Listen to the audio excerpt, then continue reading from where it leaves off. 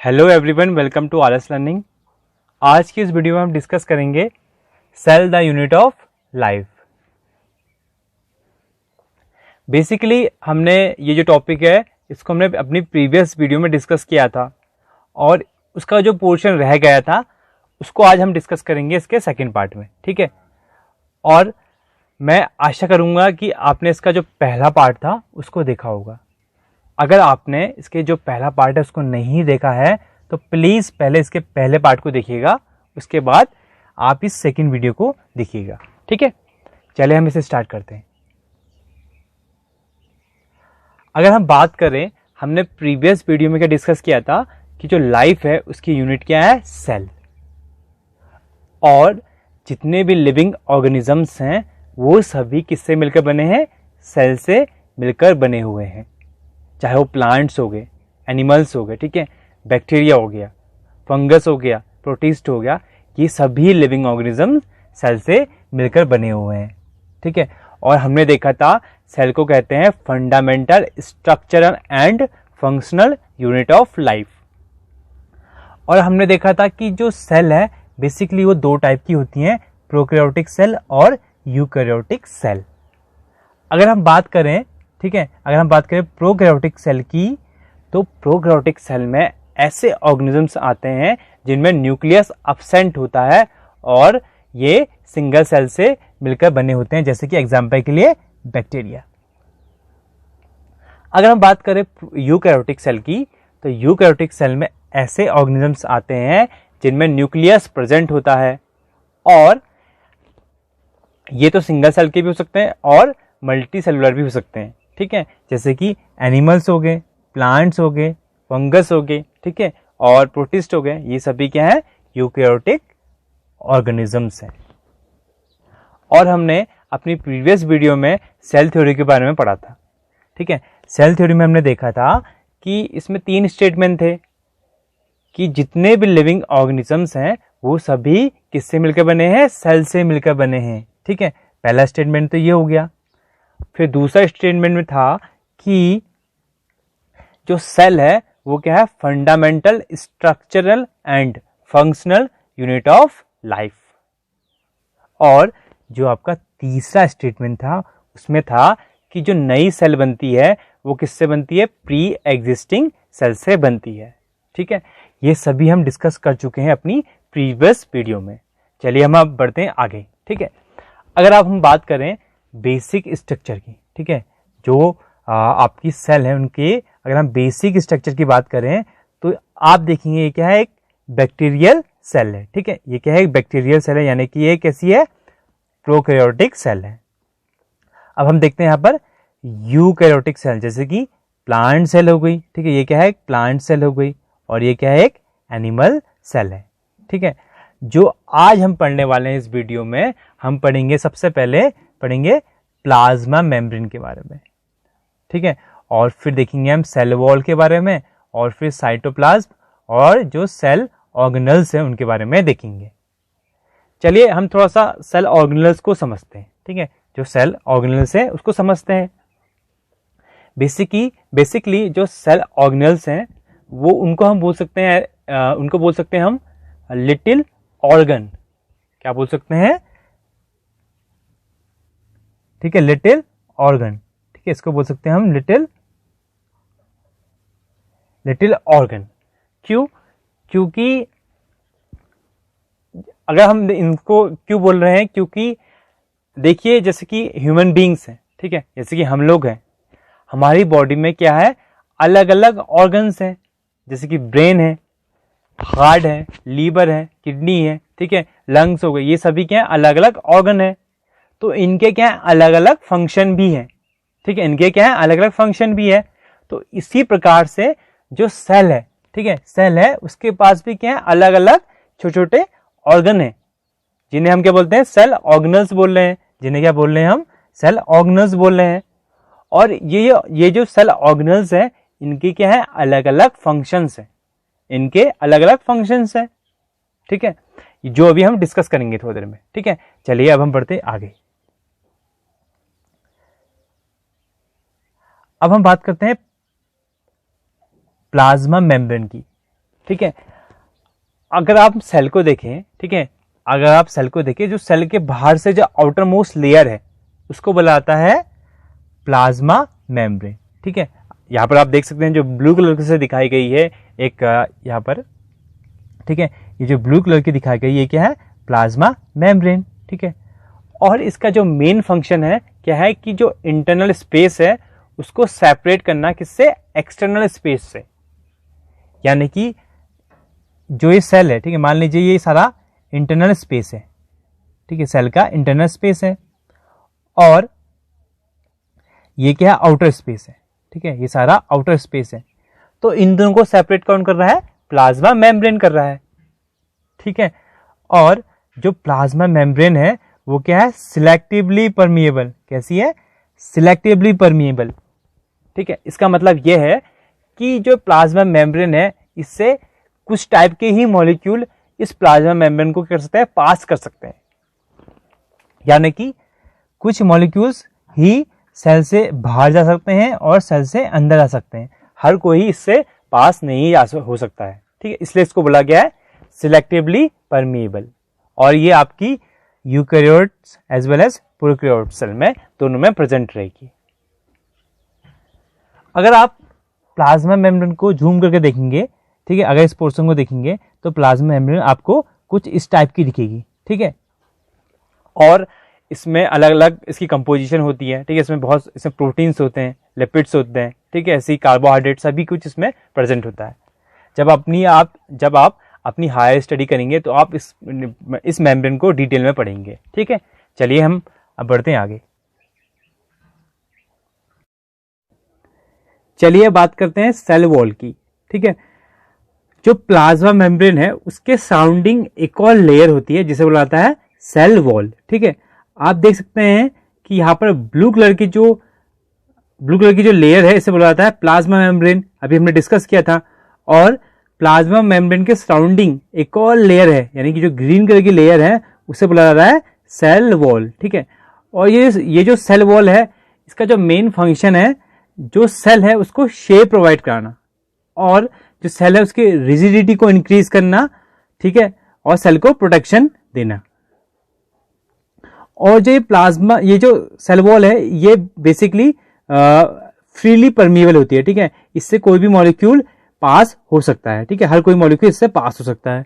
और इसी प्रकार से अगर आप देखें कि जो सेल वॉल है, ठीक है, जो सेल वॉल है ये एनिमल्स में एब्सेंट होती है, यानी कि एनिमल सेल में ये जो सेल वॉल होती है वो नहीं होती है। बेसिकली ये हमारे प्लांट्स, फंजाई और फ्यू प्रोकैरियोटिक ऑर्गेनिजम्स में सेल वॉल होती है। ठीक है, और जो सेल वॉल होती है उसकी जो कंपोजिशन होती है, यानी कि जो सेल वॉल की जो कंपोजिशन है वो क्या होगी, वेरी करती है ऑर्गेनिज्म टू ऑर्गेनिज्म, यानी कि प्लांट्स में अलग होगी, फंजाई और बैक्टीरिया में अलग होगी। ठीक है, चलिए अब बात करते हैं हम यहाँ पर साइटोप्लाज्म के बारे में। ठीक है, साइटोप्लाज्म के बारे में बेसिकली जो प्लाज्मा मेम्ब्रेन है उसके अंदर का जितना भी पार्ट है, ठीक है, ये जितना भी पार्ट है, ठीक है, ये सारा पार्ट क्या है, साइटोप्लाज्म। ठीक है, और जो साइटोप्लाज्म है इसमें एक सेमी लिक्विड होता है। ठीक है, इसमें एक सेमी लिक्विड होता है जिसे बोला जाता है साइटोसोल, इसे बोला जाता है साइटोसोल। ठीक है, और जो साइटोसोल है इसमें ही सारे सेल ऑर्गेनल्स क्या होते हैं, एम्बेडेड होते हैं। ठीक है,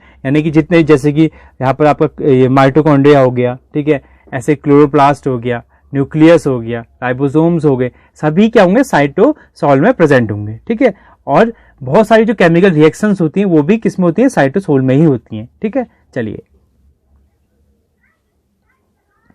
चलिए अब देखते हैं हम न्यूक्लियस के बारे में। ठीक है, न्यूक्लियस के बारे में देखते हैं। फ्रेंड्स, जो न्यूक्लियस है वो बहुत ज्यादा इंपॉर्टेंट एक सेल ऑर्गेनल है, क्योंकि जो यूकैरियोटिक सेल्स हैं और प्रोकैरियोटिक सेल्स है उसमें जो मेन डिफरेंस है वो न्यूक्लियस के बेसिस पे ही है।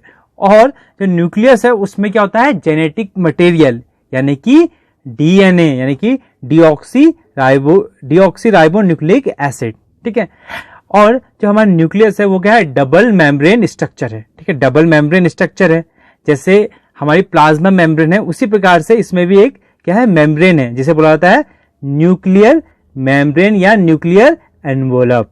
ठीक है, और इसमें क्या होते हैं, छोटे छोटे पोर्स होंगे, आपको दिख रहे होंगे यहाँ पर व्हाइट कलर के छोटे छोटे पोर्स हैं। ठीक है, इन पोर्स को बोला जाता है न्यूक्लियर पोर्स।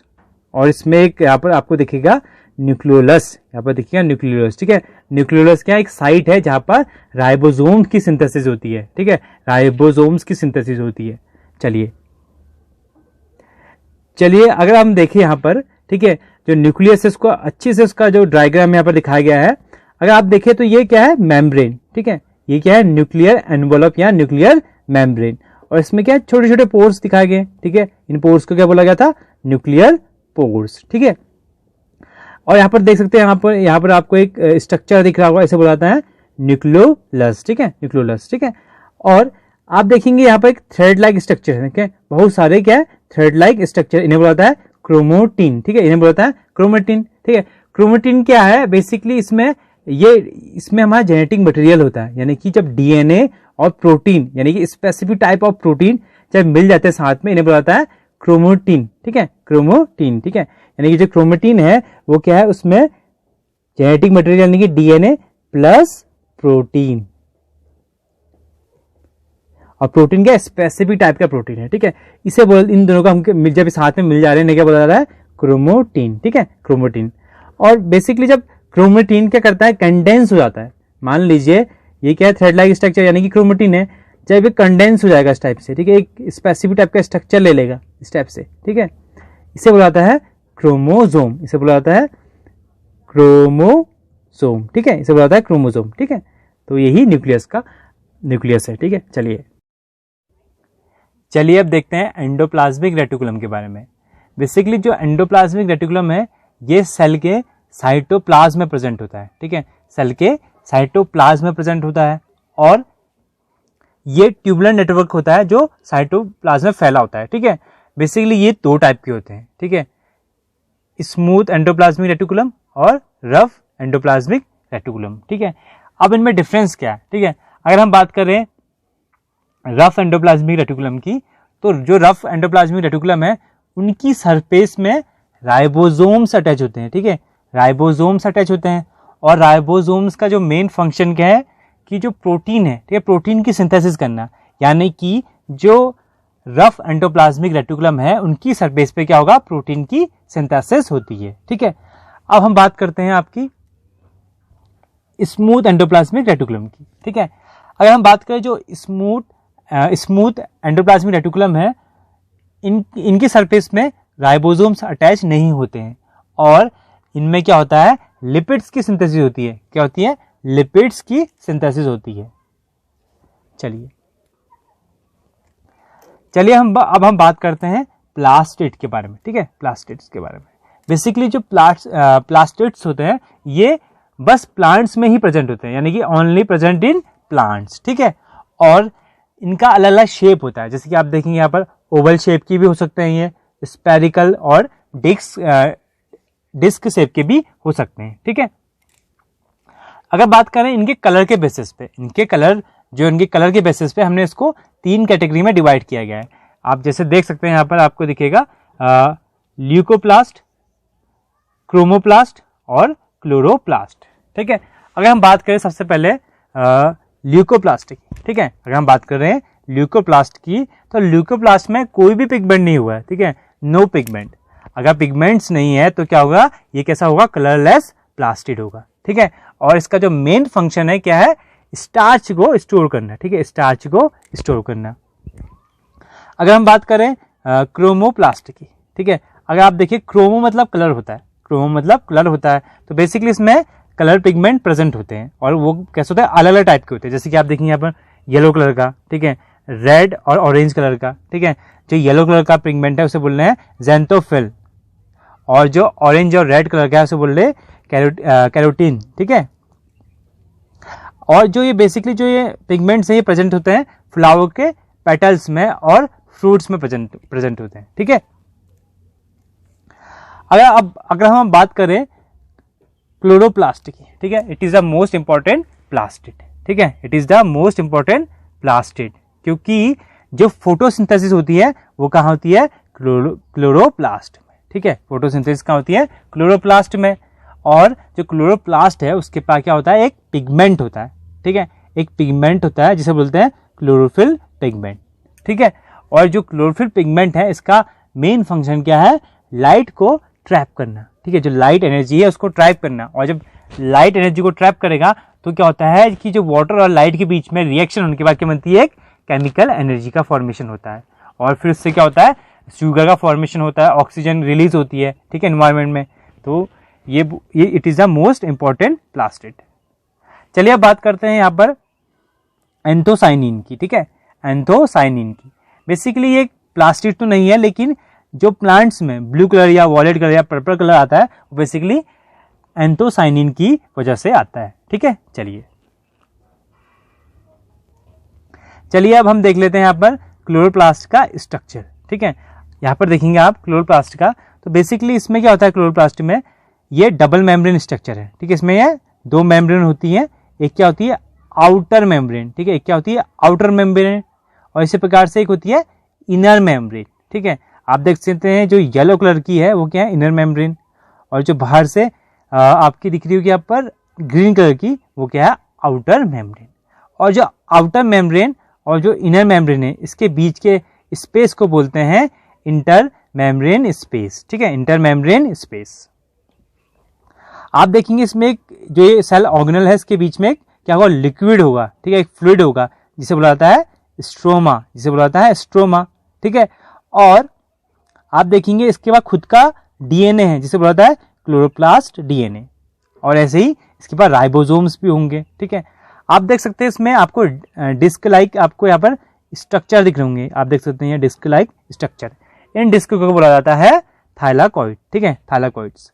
और जब थाइलाकॉइड्स एक के संग जुड़े होते हैं, जैसे एक थाइलाकॉइड्स फिर दूसरा, ऐसे बहुत सारे जब थाइलाकॉइड्स वन बाय वन जुड़े होते हैं इन्हें बोला जाता है ग्रेनम, इन्हें बोला जाता है ग्रेनम, ठीक है। और फ्रेंड जो क्लोरोफिल मॉलिक्यूल है यानी कि जो क्लोरोफिल पिगमेंट है वो कहां पर जनरेट होगा, थाइलाकॉइड मेम्ब्रेन में, ठीक है। चलिए अब हम देखते हैं माइटोकॉन्ड्रिया के बारे में, ठीक है। बेसिकली जो माइटोकॉन्ड्रिया है इसे बोला जाता है powerhouse of the cell, ठीक है, क्योंकि इसका जो मेन फंक्शन है क्या है, जो सेल है सेल को एनर्जी प्रोवाइड कराना, यानी in the form of ATP, ठीक है, in the form of ATP. Eighty की फुल फॉर्म क्या है, एडिनोसिन ट्राइफॉस्फेट, ठीक है। बेसिकली क्या होता है कि जब हम फूड को लेते हैं अपनी डाइट में तो कॉम्प्लेक्स फॉर्म में होता है, जब वो फूड हम लेते हैं उसके बाद क्या होता है, डाइजेस्ट होता है, ठीक है। और डाइजेस्ट होने के बाद वो जो सेल होती है हमारी, सेल को क्या मिलता है, ग्लूकोज मिलता है, और फिर सेल क्या करती है, उस ग्लूकोज से एटीपी का फॉर्मेशन करती है और उसी एनर्जी को यूज करती है कौन, सेल, ठीक है। अगर हम बात करें जो माइटोकॉन्ड्रिया है इसके स्ट्रक्चर की बात करें, ठीक है, तो ये क्या है, डबल मेम्ब्रेन स्ट्रक्चर है, ठीक है। आप देख सकते हैं एक आउटर माइटोकॉन्ड्रियल मेम्ब्रेन है, ठीक है, ये देखेंगे आप आउटर माइटोकॉन्ड्रियल मेम्ब्रेन, ठीक है। आप देख सकते हैं ये क्या, आउटर माइटोकॉन्ड्रियल मेम्ब्रेन। इसी प्रकार से आप देखेंगे एक इनर माइटोकॉन्ड्रियल मेम्ब्रेन, और जो आउटर और इनर माइटोकॉन्ड्रियल मेम्ब्रेन है इनके बीच में जो फ्लूइड है उसे बोला जाता है इंटरमेम्ब्रेनियस फ्लूइड, ठीक है। और जो आप देखेंगे यहाँ पर आपको दिखेगा जो ये, ठीक है, जो इनर मेम्ब्रेन है, ठीक है, इनर माइटोकॉन्ड्रियल मेम्ब्रेन है, ठीक है, ऐसे दिख रही है आप, इसके अंदर जो फ्लूइड है उसे बोला जाता है मैट्रिक्स, और इसके बाद राइबोसोम्स होंगे, और इसके बाद खुद का डीएनए होता है जिसे बोला जाता है माइटोकॉन्ड्रियल डीएनए, ठीक है। और आप इस पोर्शन में देखेंगे आपको भी दिखेगा क्रिस्टी। चलिए आप देखते हैं, बेसिकली हमने न्यूक्लियस के बारे में हम पढ़ चुके हैं कि न्यूक्लियस में क्या होता है, हमारा जेनेटिक मटेरियल, ठीक है। और न्यूक्लियस को क्या बोला जाता है, कंट्रोलर सेल, ठीक है, मतलब इसे बोला जाता है जो सेल है सेल का कंट्रोलर बोला जाता है, ठीक है, कंट्रोलर, और इसे बोला जाता है डायरेक्टर ऑफ द सेल, क्योंकि जो सेलुलर मेटाबॉलिज्म है उसको कौन कंट्रोल कर रहा है, न्यूक्लियस कंट्रोल कर रहा है, ठीक है। वैसे ही अगर हम बात करें राइबोसोम्स की, ठीक है, तो राइबोसोम्स क्या है, एक साइट है जहां पर प्रोटीन्स की सिंथेसिस होती है, यानी कि अमीनो एसिड जुड़ते हैं और क्या बनाते हैं, प्रोटीन्स बनाते हैं। इसी प्रकार अगर हम बात करें एंडोप्लाज्मिक रेटिकुलम की, तो बेसिकली हमने भी पढ़ा था कि जो एंडोप्लाज्मिक रेटिकुलम होते हैं वो दो टाइप के होते हैं, ठीक है, क्या होते हैं, स्मूथ एंडोप्लाज्मिक रेटिकुलम और रफ एंडोप्लाज्मिक रेटिकुलम। और जो स्मूथ एंडोप्लाज्मिक रेटिकुलम होते हैं उनमें क्या होता है, लिपिड्स की सिंथेसिस, और जो रफ एंडोप्लाज्मिक रेटिकुलम था उसमें क्या होती है, प्रोटीन की सिंथेसिस, क्योंकि जो रफ एंडोप्लाज्मिक रेटिकुलम है उनकी सरफेस में क्या अटैच थे, राइबोसोम्स, और हमने देखा राइबोसोम्स क्या है, प्रोटीन की सिंथेसिस करते हैं। ठीक है, चलिए अभी हमने देखा माइटोकॉन्ड्रिया, ठीक है, जिसे बोला जाता है powerhouse of the cell, और ये करता है सेल को एनर्जी प्रोवाइड कराता है in the form of ATP, adenosine triphosphate. ठीक है, चलिए और अब बात करते हैं क्लोरोप्लास्ट की। बेसिकली अभी हमने क्लोरोप्लास्ट के बारे में देखा कि जो क्लोरोप्लास्ट है, ठीक है, इसमें क्या होता है, ग्रीन कलर का पिगमेंट होता है जिसे बोला जाता है क्लोरोफिल। ठीक है, क्लोरोफिल बोला जाता है, और क्लोरोफिल क्या कहता है, लाइट को ट्रैप करता है।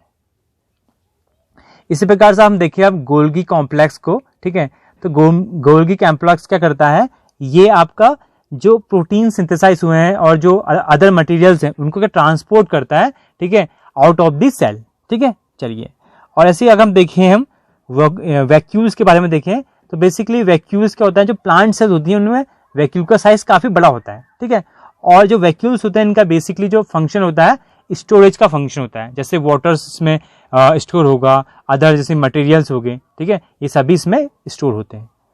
अगर हम बात करें लाइजोसोम्स की, तो लाइजोसोम्स क्या है, एक प्रकार से इन्हें बोला जाता है suicidal bag of the cell, क्योंकि इनमें डाइजेस्टिव एंजाइम्स होते हैं, जैसे कि सेल का कोई वेस्ट है, ठीक है, या फूड पार्टिकल्स है, इनको ये डाइजेस्ट कर देता है। ठीक है,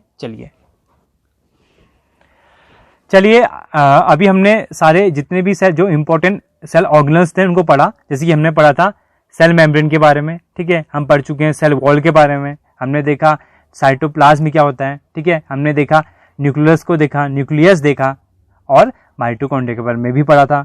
ऐसे ही राइबोसोम्स के बारे में पढ़ा, ठीक है, क्लोरोप्लास्ट के बारे में पढ़ा, गोल्गी एपरेटस या गोल्गी कॉम्प्लेक्स के बारे में पढ़ा, और वैक्यूल्स के बारे में भी पढ़ा। ठीक है,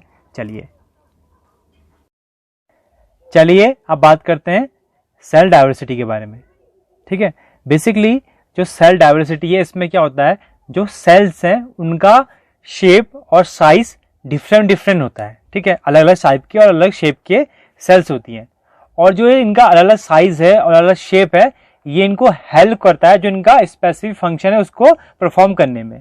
ठीक है, अगर देखेंगे आप, जैसे कि आपको यहाँ पर दिखेंगी एरिथ्रोसाइट्स यानी कि रेड ब्लड सेल्स। अगर आप देखिए जो रेड ब्लड सेल्स हैं इनका जो साइज होता है वो कैसा होता है, सर्कुलर और बाइकॉन्केव। ठीक है, बाइकॉन्केव। ठीक है, और जो इनका बाइकॉन्केव शेप है ये इनको हेल्प करता है जो ब्लड वेसल्स हैं यानी कि जो कैपिलरीज होगी, ठीक है, उनसे इजीली क्या करें, ट्रेवल कर सके। ठीक है, और इनमें क्या होता है, ऑक्सीजन को कैरी कर सके। ठीक है, और अगर देखें यहाँ पर आपको दिखेंगी फाइब्रोब्लास्ट और एपिथेलियल सेल्स, आप देखेंगे इनका जो साइज है वो भी क्या है, काफी अलग अलग है। ठीक है, इसी प्रकार से अगर देखें आपको दिखेंगी मसल सेल्स, जैसे कि स्केलेटल मसल सेल्स और स्मूथ मसल सेल। ठीक है, इनका भी जो साइज और शेप है वो क्या अलग अलग है। इसी प्रकार से अगर आप देखें जो नर्व सेल्स हैं, ठीक है, इनका साइज ही काफी अलग है। ठीक है, आप देखेंगे यहाँ पर देखेंगे आप ब्रांचेज जैसे निकली है। ठीक है, काफी अलग साइज है। ठीक है, इसका जो अलग फंक्शन होगा नर्व सेल्स का, जैसे इन्फॉर्मेशन को क्या करना, जो हमारा ब्रेन है उससे इन्फॉर्मेशन को लाना और टिश्यू तक पहुंचाना। ठीक है, और इसी प्रकार से अगर आप देखें यहाँ पर मैक्रोफाजेस, ठीक है, ये अलग टाइप की सेल्स हैं जो फॉरेन बॉडीज होती हैं। ठीक है, जो फॉरेन बॉडीज होती हैं जैसे कोई इन्फेक्शियस जो फॉरेन पार्टिकल्स होते हैं उनको करती है, इनगल्फ करते हैं। ठीक है, इनका साइज और शेप अलग है। आप देखेंगे यहाँ पर एक सेल है जिसने फैट को स्टोर किया है, इसका साइज और शेप अलग है। ठीक है, इसी प्रकार से अगर आप देखें जो स्पर्म सेल है, ठीक है, स्पर्म सेल है, इस पर क्या है, एक टेल है। ठीक है, बेसिकली जो स्पर्म होता है उसको क्या करना पड़ता है, ट्रैवल करना पड़ता है, काफी तेजी से मूव करना पड़ता है, और इसीलिए इसके पास क्या टेल है, ताकि जो ये आसानी से क्या कर सके, तैर सके। ठीक है, आसानी से स्विम कर सके। ठीक है, इसलिए इसके पास टेल है। तो ये सब क्या है, सेल डाइवर्सिटी, यानी कि आप देखेंगे तो over 200 different types of human cells होती हैं। ठीक है, तो ये सब क्या है, सेल डाइवर्सिटी। चलिए आगे बढ़ते हैं। चलिए अब देखते हैं हम स्टेम सेल के बारे में। ठीक है, देखते हैं स्टेम सेल के बारे में। बेसिकली जो स्टेम सेल्स होती हैं वो क्या होती है, अनडिफरेंशिएटेड सेल्स होती है, और इन्हें बोला जाता है अनस्पेशलाइज्ड सेल। ठीक है, अनडिफरेंशिएटेड सेल और अनस्पेशलाइज्ड सेल। बेसिकली ये दो टाइप की होती हैं, एम्ब्रियोनिक स्टेम सेल और टिश्यू स्पेसिफिक स्टेम सेल या अडल्ट स्टेम सेल। ठीक है, चलिए इसको अच्छी तरह समझते हैं। बेसिकली जो स्टेम सेल है, ठीक है, बेसिकली जो स्टेम सेल है वो क्या है, अनडिफरेंशिएटेड।